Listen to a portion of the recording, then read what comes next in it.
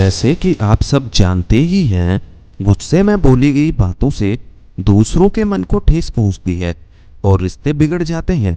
इस संबंध में एक लोक कथा प्रचलित है। कथा के अनुसार पुराने समय में एक सेठ को छोटी छोटी बातों पर गुस्सा आ जाता था। क्रोध में उसे अच्छे और बुरे का ध्यान नहीं रहता था और वह दूसरों को ऐसी ऐसी बातें बोल देता था जिससे सभी को दुख होता था। सेठ के ऐसे व्यवहार की वजह से उसके गांव के सभी लोग बहुत परेशान थे। जब ये बात क्षेत्र के संत को मालूम हुई तो उन्होंने सेठ को मिलने के लिए अपने आश्रम में बुलवाया। सेठ आश्रम में पहुंचा तो संत ने उसे आदर सहित बैठाया और पीने के लिए दूध दिया। दूध पीते ही सेठ ने कहा कि यह तो बहुत कड़वा है। संत ने उससे पूछा कि क्या सच में आपकी जीभ यह जानती है कि कड़वा क्या होता है?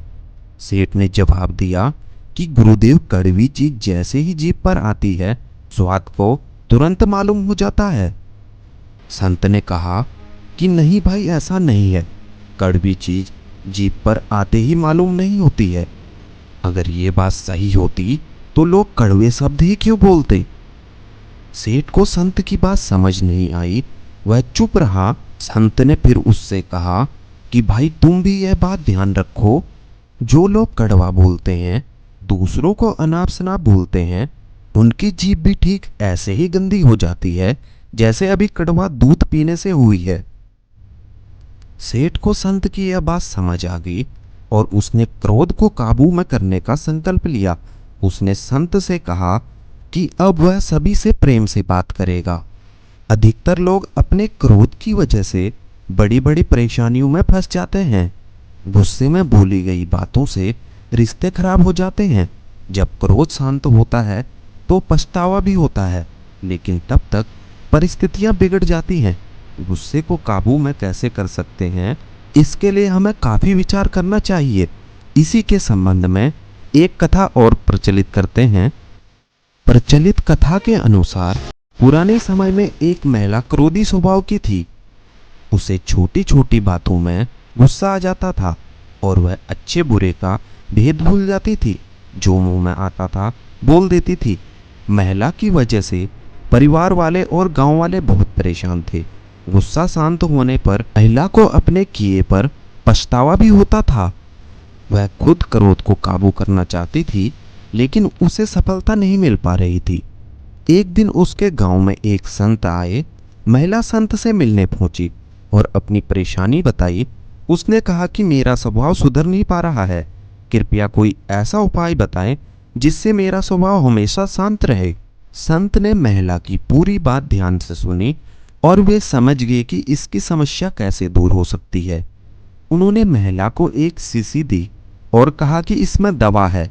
तुम्हें जब भी क्रोध आए तो इसे मुंह से लगाकर धीरे धीरे पीना। शीशी को मुंह से तब तक लगाए रखना जब तक कि तुम्हारा क्रोध शांत ना हो जाए। जब इसकी दवा खत्म हो जाए तो आश्रम आकर और दवा ले जाना। कुछ दिनों में तुम्हारा क्रोध सारा खत्म हो जाएगा। संत की आज्ञा मानकर महिला ने क्रोध आने पर उस दवा का सेवन करना शुरू कर दिया। एक सप्ताह में ही उसका क्रोध कम होने लगा। खुश होकर वह संत से मिलने पहुंची। महिला ने संत से कहा कि गुरुजी, आपकी दवा चमत्कारी है, मेरा क्रोध कम हो गया है। संत ने कहा कि इस शीशी में कोई दवा नहीं है, बल्कि सामान्य पानी है। क्रोध के समय तुम्हारी बोली को बंद करना था, तुम्हें मौन रखना था, इसीलिए मैंने तुम्हें यह शीशी दी थी। शीशी मुंह पर लगी होने की वजह से तुम क्रोध के समय बोल नहीं पाई। इससे सामने वाले लोग तुम्हारी बातों से बच गए। तुम चुप रही तो दूसरों ने भी पलटकर कोई जवाब नहीं दिया। तुम्हारे मौन रहने से बात बिगड़ने से बच गई। जब हम किसी को क्रोध का जवाब मौन से देते हैं तो वह बात वहीं खत्म हो जाती है। इसीलिए मित्रों, क्रोध को काबू करने का सबसे अच्छा उपाय है मौन रहना।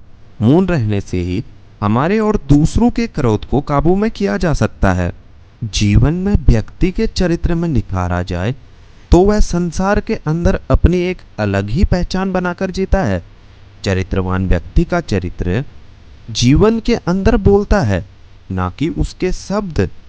वह हर बात का सटीक जवाब शब्दों से नहीं बल्कि अपने चरित्र से देता है। संसार के अंदर जितने भी संत महात्मा हुए, उन्होंने अपने चरित्र से ही अपने जीवन रूपी परीक्षा को जीता है।